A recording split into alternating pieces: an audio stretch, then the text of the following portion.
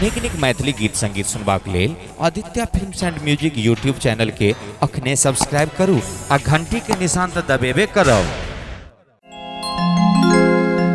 बाजना बाजाए अवधपुर और दुलारपुर गे बाजना बाजाए अवधपुर और दुलारपुर गे बाजना बाजाए अवधपुर और दुलारपुर गे ललना सोना लानी पिया के आवाज की रदना पसार लाने गे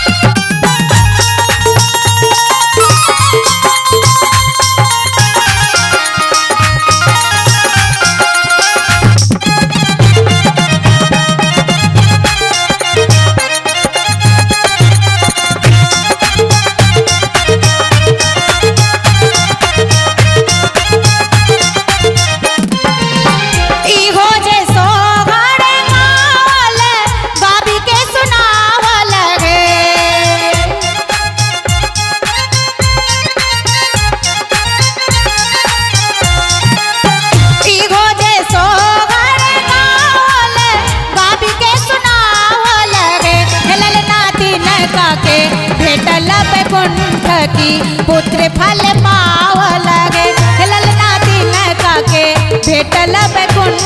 की पुत्र फल पाव लगे